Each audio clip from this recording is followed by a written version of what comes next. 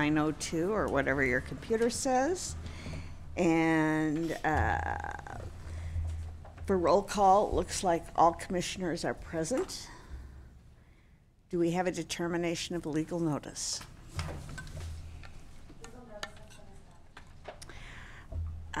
Is there a director's report?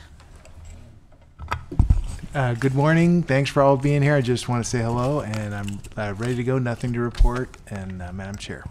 Okay. No consent calendar, so we will move to case UM 2018-0002. Looks like Vandy, you're up. How about 4? What? 4? Oh, yes, sorry. Matters from public. I forget that when there's no public. The Planning Commission welcomes participation in commission meetings.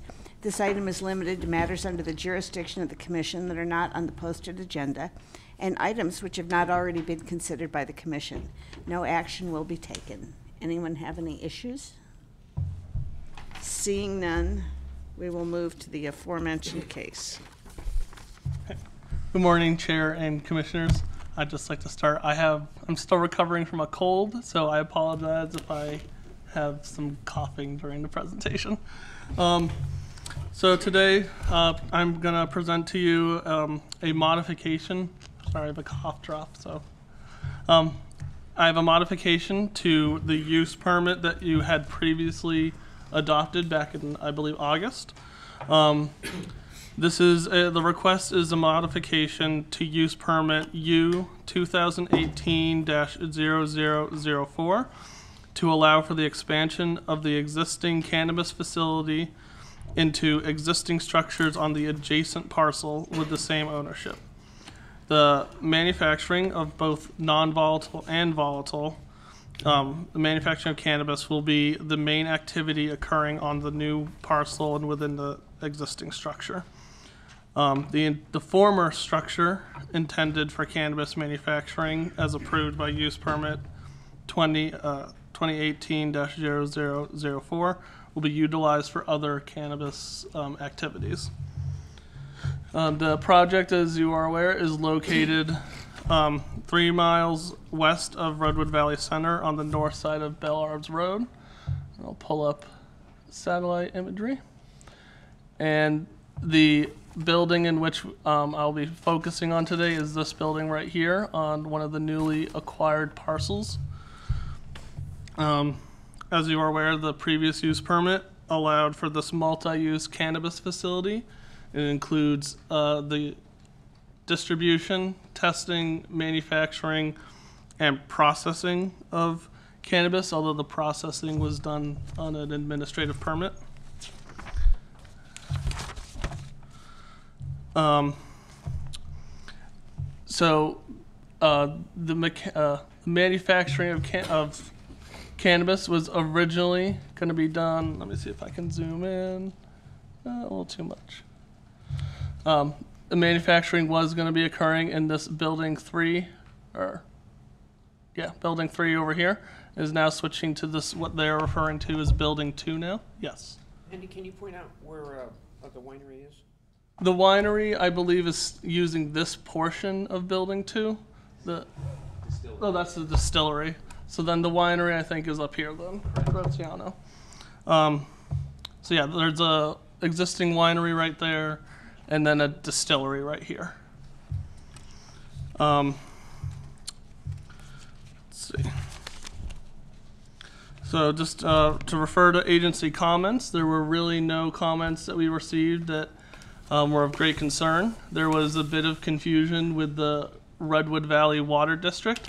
They misinterpreted the project description and had concerns about water usage, but communications between myself, Flocana, and the Redwood Valley Water District, the issues were handled, and I have a letter stating that there's no concerns from the Redwood Valley Water District.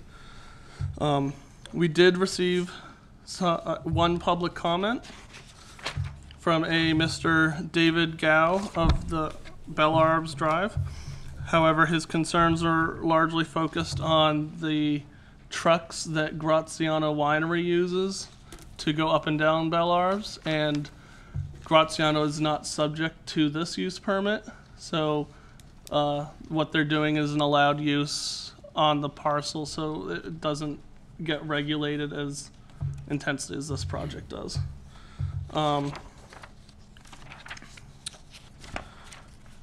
Moving forward to the key issues. The project was found to be consistent with both the general plan designation of rangeland as well as the zoning district of rangeland. The parcel is also partially located within the Williamson Act. However, the Williamson Act does allow for the manufacturing of cannabis as a compatible use with the Williamson Act contract.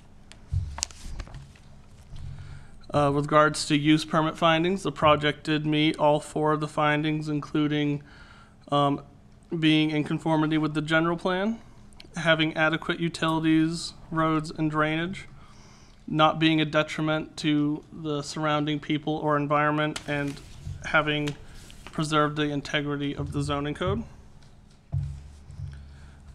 An issue that was raised in the previous use permit was the traffic issues, the usage of Bellarves Road. And that's when DOT had provided that comment about re-chip sealing the road. So that issue and that condition still remains. And with regards to the environmental protection, section 15164 of the California Code of Regulations allows a lead agency, which in this case would be the county, to forego a subsequent SEQA review, provided that the lead agency finds none of number of conditions apply to the project. There's an addendum to this report. I can go over it if you would like, but it just goes over those several conditions and finds that the project does not meet any of those conditions. Therefore, we are able to just adopt the previously, or use the previously adopted mitigated negative declaration. And this lastly, Flocana provided a letter with 2 minor edits to the report. On the front page, the heading says major use permit modification. That should say minor. Additionally, within the location, one of the parcel numbers is 162-190-56, when it should read 162-240-56. And with that, staff recommends approval with the addendum to the mitigated negative declaration. Any questions for staff? Go ahead. Bandy, in this a letter, the author is concerned about volatile compounds and the risk of fire, and I assume explosions. How would you address that? So the extraction processes that are used have to go through review by our building division. So any machinery or processes that they use is reviewed by not only our building division, but by the Department of Environmental Health as well. And they have a hazardous material management plan, I think it's called, that also gets regulated through environmental health. Additionally, the structure itself has to be coded properly. I'm not sure of the terminology, as that's more the building division, but it does have to be coded and constructed in a way that has, firewalls. So if there is an explosion, there's a certain time before it reaches the exterior of the building. And does CAL FIRE or the local fire departments have any?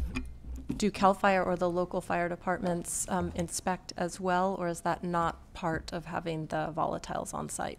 CAL FIRE would inspect the building. Okay, thank you. And both CAL FIRE and Little Lake are aware of this operation as well. So, was that issue addressed in the original document? It was. Okay. Since reuse of an existing building is so important in this, I don't remember what that building was used for prior when it was part of the winery. Could you tell me? I believe it was the like distribution building. It has has a lot of different a number of bays for semis to come in, reverse, get filled up, and redistribute. Okay, great. Thank you. You're welcome. Vandy, I had a couple of questions under the referral agencies. Sure. There were comments on a few of them, and I found environmental health, and I think I found something else. But I didn't really see where those comments were addressed in the report. And also it says the Redwood Valley MAC, there was no comment, but yet on page 4 it says that Redwood Valley MAC was given an opportunity to provide comments and responded with no concern. So I don't know if that means no comment, but it said that they responded with no concern. So I kind of wondered if maybe that should have comment rather than no comment. Well, so with regards to that, if they say they have no concerns, we typically write that as no comment. Okay. A comment is typically when there's conditions or they're looking for additional information or there are concerns. But typically if there's no concerns, we write no comment. Okay. Then on the other ones that had a comment, could you tell me where those were? You explained Redwood Valley Water District that was resolved, but I didn't see the comment in the report. And I may have missed it because I looked at it last night and then or actually earlier this morning, and I didn't have my highlighter with me. But the ones that were listed were environmental health, which I found, building inspection, Redwood Valley Water, CAL FIRE, air quality management, and then, as I mentioned, the Redwood Valley MAC had the minor comments, so that's been Sure. addressed.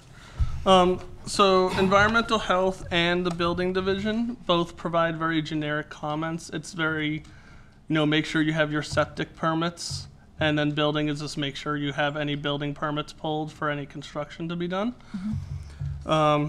With regards to air quality, they as well kind of have I have the letter right here. It's kind of a standard form that they fill out for most of our projects. It's just the form has different conditions, I guess, and check boxes. So the only condition that they really have on here is thus that the applicants work with them to obtain any applicable permits and that there's no outdoor burning.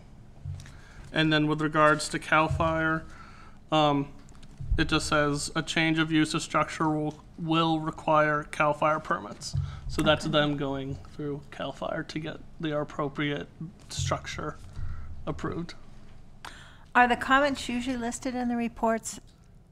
No. Not, Okay, thank you. And I Unless think they used to be a while ago, Okay, but since maybe. I've started, to simplify the report thank somewhat, you. they've been removed. Thank you. If I may, through the chair, Julia Acker, Chief Planner, and I'll just add that these comments, much of them were already addressed under the underlying use permit, U 2018-4, so you'll see that these are reflected in the conditions of approval that were adopted for the underlying permit that's being modified here. But typically we won't necessarily repeat those comments unless it's something that needs to be addressed under the initial study or it really brings up a key issue related with the project. Okay. Thank you, Julia. And thank you too, Vandy. And I had a question on the recommended motion. It says to approve with conditions. I didn't see any conditions in the report. Are those the same conditions of approval that went with the original motion? I'm not sure why we do have conditions. There's only one new condition, which is, excuse me. It's the filing fee for fish and wildlife. It's Don't get me always started. important. Don't get me started. well, luckily it's only the $50 filing fee and not the whole $2,300. Which goes up every meeting. Yes, it's Yes. actually going up next year. So, so you don't have the conditions in your report? No. So we get a copy? If I look towards our staff here, if we could get copies of the resolutions handed out to the commissioners, that would be very helpful. But the conditions from the previously adopted use permit have all they're all being used and continued on this permit, with the one addition of the $50 filing fee. Thank you.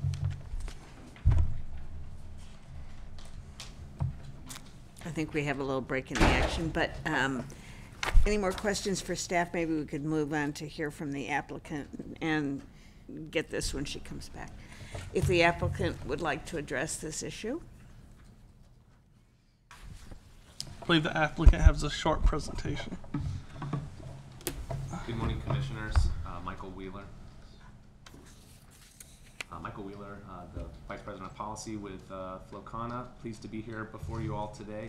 I'm just going to kick it off, and then I'll hand over the bulk of this 4-slide presentation to other members of our team. Appreciate your time today. I know this came before you back in August, and so to bring it back again so quickly.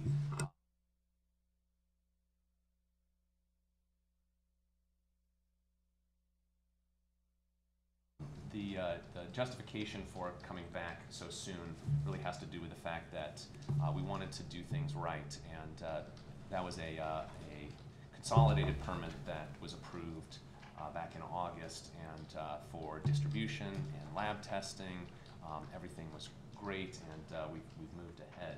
For manufacturing, we felt as though the building that we had identified for manufacturing was we were becoming aware that it just wasn't of the right size for the market interest that we were receiving, and so rather than go through the capital investment of bringing that up to the level of code that was important for it to be at, and investing in the machinery and equipment to install there, and then maybe in a year take it all down and come before you to move, we figured we would just come before you to move and then do all of that capital expenditure in a new building. The reason we weren't able to do that at the forefront was that we simply didn't own the parcel at the time and did not have access to this new building, so it just didn't make sense for us to begin this process back in February of this year on that initial consolidated use permit in this new building, which we're referring to as Building 2. So that's sort of why we're back before you, and appreciate your patience with that part of the process.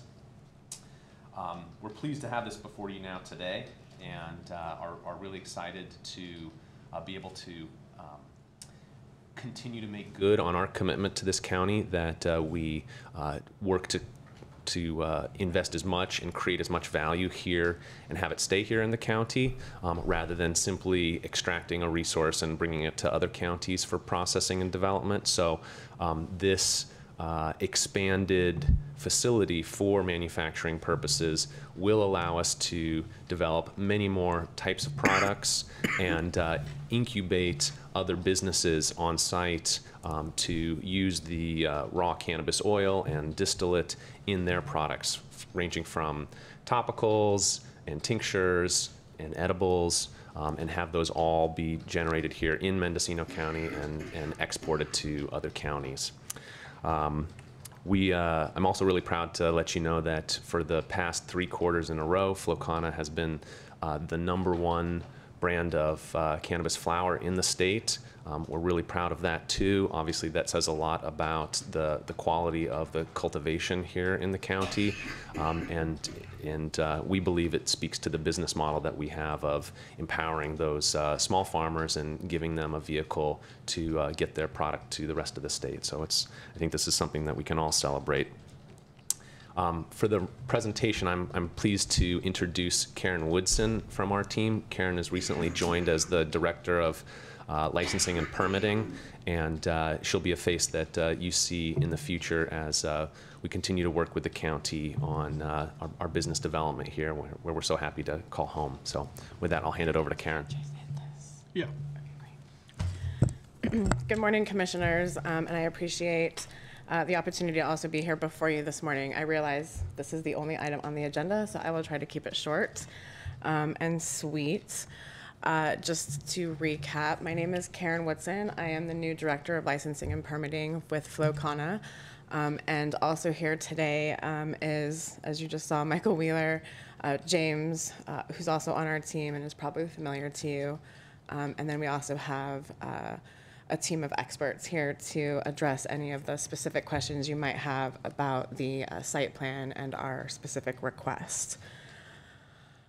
Just to provide a secondary overview, as Vandy mentioned in his presentation, this request to modify our previously approved permit simply proposes relocation of manufacturing from what we're calling Building 3, the old building, to a new Building 2. It represents about 400 feet to the east on the adjacent parcel. So it's not a significant move. But it does comport, as mentioned by Vandy's presentation as well, that it comports with the previously approved consolidated minor use permit approved by this body in July. Building 2, just to get into the specifics, will be used for volatile and non-volatile manufacturing. There will also be expanded space available for intake, storage, some administrative offices, and then employee break areas. The build-out will, in accordance with the previously approved use permit, include state-of-the-art equipment and best practices for security, fire, and safety operations. And all other uses, as previously approved with the permit, will remain in their previously approved locations. So only manufacturing is moving. As noted by Michael, that this project is critical for the growth of our operations, in particular the manufacturing operations, but more importantly, it does retain the value of that creation here in Mendocino County, which we think is terribly important. A few words about the build out. We will also include adjacent parking to the structure. So where that parking area is located to the east of the building, that is currently a gravel road that was used mostly by semis from the old winery, and we will be paving that with some spaces to accommodate the move into this new building. In closing, I just wanted to mention one thing about the Bell Arbs Road. We have made progress on that condition. We have completed the rechip surfacing of the private access road, and we are in touch with the Department of Transportation about the next phase of this, which will include the resurfacing of Bell Arbs Road. But DOT has warned us that they would prefer that happen in the spring when the weather's a little warmer. So we are en route to improve that condition, and hopefully that would address the concerns by the previous commenter. In closing, I want to recognize Vandy's work on the staff report and his presentation today. We believe it's an accurate reflection of the project details, and look forward to the Commission's approval of the project with these conditions. If you have any questions, I'm available to answer them now. Go for it. So I'm curious about the volatile compounds and that process. Can somebody explain that to me? Which part? Yeah, sure.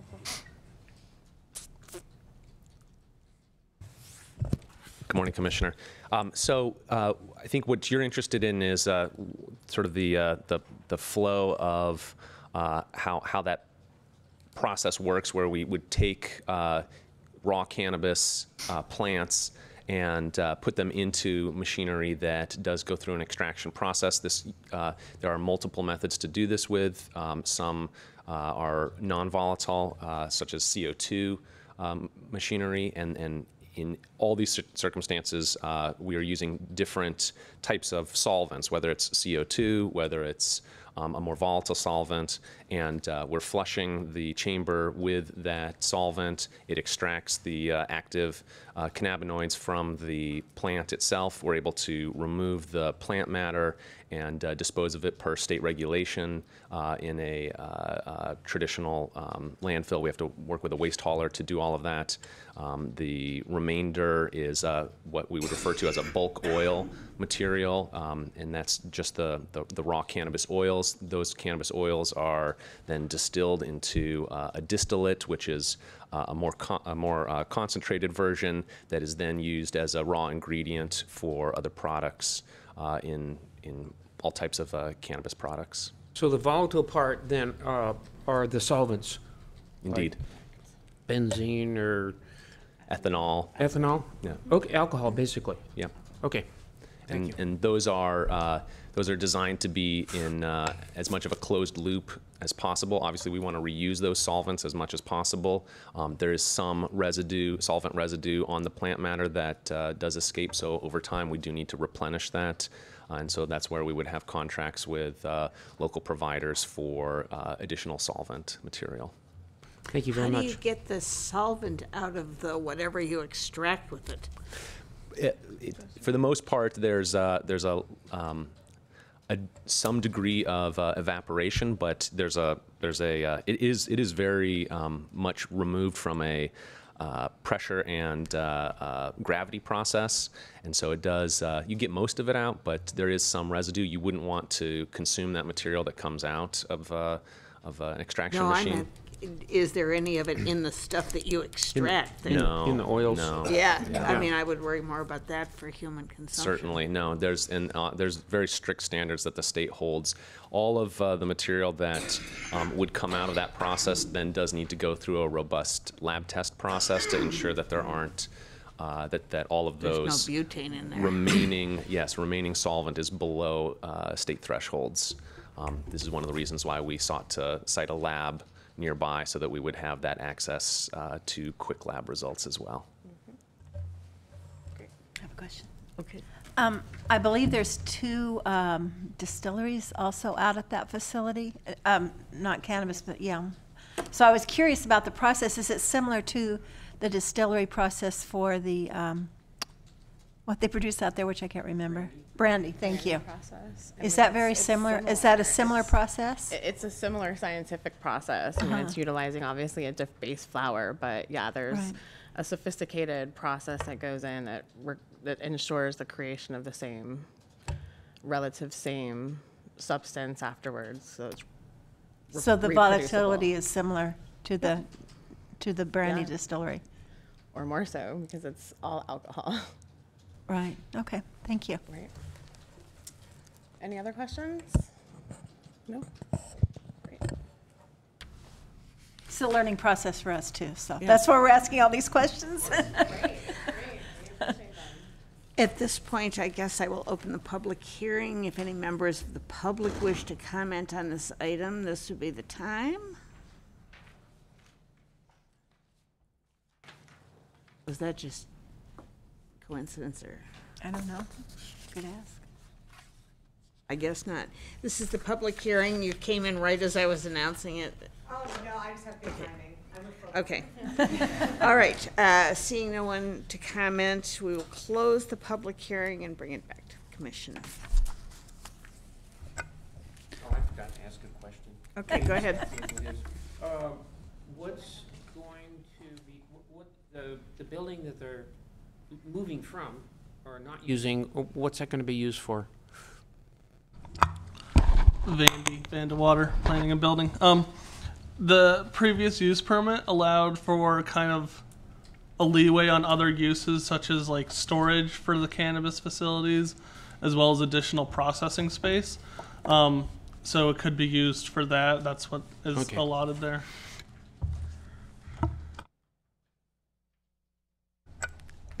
If I may, through the chair, so I did see that our commission services went ahead and passed out that resolution for you to review, and there is one additional condition being recommended as part of this project, as Vandy had indicated, which is just that payment of the $50 for the refiling of the notice of determination for the project. Otherwise, all other conditions from the underlying use permit they're reiterated in this resolution, but there are no other new conditions. And that's condition 28. Correct. Thank you.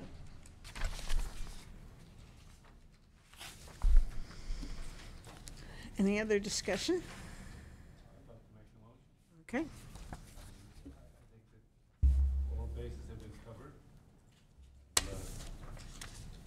I don't have any problem. Except they don't speak loudly enough. I'd like to make the recommended motion. We have a second. I'll second.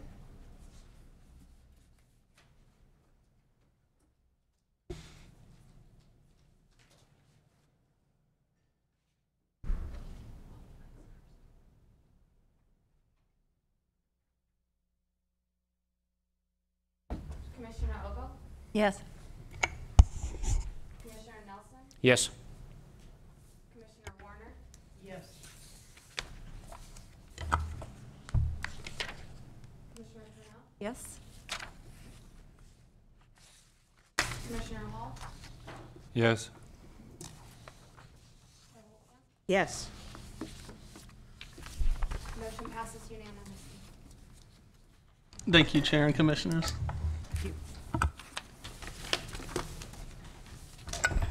At this point, we are to, where did I do with my agenda? Here it is. Any other matters from staff? So thank you, Chair Julia Acker, Chief Planner. And I'll just note that, as we had previously discussed, any meetings that we would be holding later here in December or in January would have a start time of 10 a.m. I believe at this time we do not have any items for any of those meetings. So at this time it is looking like we will not have a meeting at the end of December, the December 20th date, nor any meetings in January.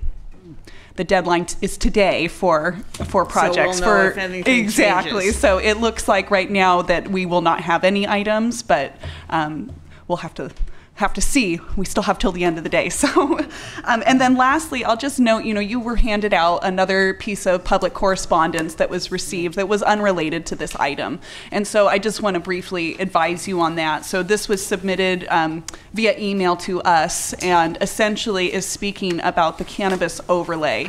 And this was already acted on by the commission and recommended to the Board of Supervisors for approval. And so you've already provided your recommendation. This item was on the consent calendar at the Board of Supervisors yesterday, at which time it was not pulled. So it's actually been formally, the second reading has occurred. And so unfortunately, this comment is a little late in the game in order for your body here to consider this, but we did pass this along to the Board of Supervisors as well to make sure that they were aware of these comments coming in. So, and I'm happy to answer any questions you have about that.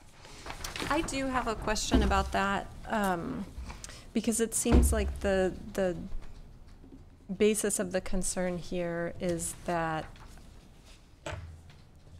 in the town center of Covelo, it's going to be overtaken by all of these grows and the fences and the pit bulls and all the things that this person has experienced going along with that, and also encroaching on the schools. And we've talked about the relationship of the schools to the overlay zone.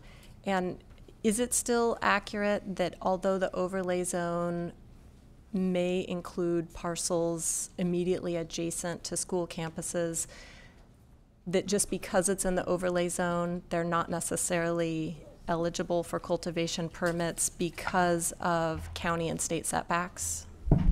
I will let Deputy County Counsel answer that. Deputy County Counsel Matthew Kudrowski. So they are not automatically eligible. There is an administrative permit process that allows for a reduction in setbacks from all sensitive receptors. So, but that is an administrative permit that must be applied for. As part of overlay, there are still administrative permits that must be applied for if you want certain reductions as well. So there's no automatic, the cannabis cultivation can occur across the street under a permit. That would have to have an admin permit as part of that. My question, and again, I haven't been up there, so I haven't looked at this, but are these fences that this commenter is complaining about, are they up to code? I mean, big, tall, black fences with pit bulls behind them doesn't seem like a downtown allowed thing, but maybe I'm wrong. Well, and I'm Julia Acker, Chief Planner, and I'll just say that, it would depend, it's site by site, and we would look at what that setback of that fence is from the roadway. Often you're able to build larger view obscuring fences. You may require a variance for going above an 8-foot view obscuring fence. So without looking at each individual site, it'd be hard for me to say if those are permitted or not. But I will say we do allow view obscuring fences within our county. There just is a requirement that they're set back a sufficient distance from the roadway, so that way there's not an obstruction of the corridor looking on either side if you were to be pulling out of a driveway or something like that. So or even just if you're a business who doesn't want to look like they're living in a canyon. Right. So, certainly some of these fences, I'm imagining that they're rather tall. It's hard for me to know if they're saying they're over 8 feet in height and such, where they may have required a variance from our department. And this may not be a question you can actually address, but maybe you can, Brent. Does the building department inspect these things? Anything over 7 feet in height requires a building permit in terms of fencing. So if there was fencing that's exceeding 7 feet in height, they would need to be obtaining a building permit for that. Well, they might have gotten a building permit and built something not in. What I'm asking about is checking up afterward. So, the challenge here is that code enforcement. So we are a complaint-driven department in terms of any sort of complaints received. So if somebody were to file a complaint, our code enforcement officers would certainly look into it and determine whether or not there was a violation or something that needed to be corrected there. And a follow-up question for County Council, and thank you for your patience while I dig into this. The administrative permit process would be for essentially some type of variance to the county ordinance, but doesn't the state law still require a 600-foot setback? What I'm kind of getting to is, when we look at schools in town centers, can we think about a 600-foot radius around those schools because of the state law? Deputy County Counsel Matthew Gadrowski. I can talk to you a bit more after the meeting and go through some of the codes. My recollection is that the state law does allow for other setbacks. That's why we have the administrative permit process for the schools in any event. That is not, when the law was changed, I want to say by Malcursa, it allowed for, it didn't specify greater setbacks, it allowed for other setbacks by localities. So based on that, the Board of Supervisors built into our ordinance an admin permit process that would allow for a lesser setback. And I believe that is what's in the state law. That's why we have the admin permit process for this. So it is still a public process in terms of seeing how the administrative permit would have to come before the cannabis cultivation permit. So we have that whole process first. But that's, I can go through a couple things on my laptop if you like after the meeting. Thank you.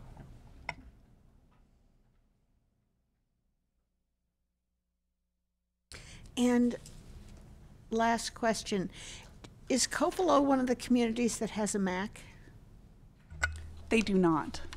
They do not have a MAC out there. Okay.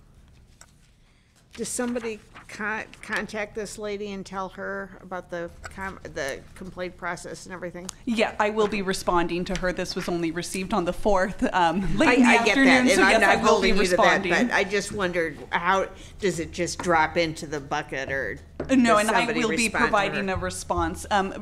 Also, because I want to make sure that they're clear that the Board of Supervisors did take their final action on this. Actually, when the comment letter was received, the final action had already been taken. So, and she should know that too. Exactly. So I will be You following snooze, you up. lose.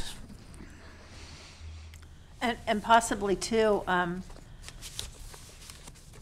letting her know about the MAC process, and if they wanted to form one in Covelo, perhaps now would be an appropriate time to do it. I don't know if she would be the lead person, but since she did write the letter, perhaps they should be made aware of that. I would be happy. I can certainly include that there is a procedure out there to establish a municipal advisory council. Thank you, Julia. Especially for such a remote community, Yeah. they might be very grateful to have one. Yeah. Okay. Thank you.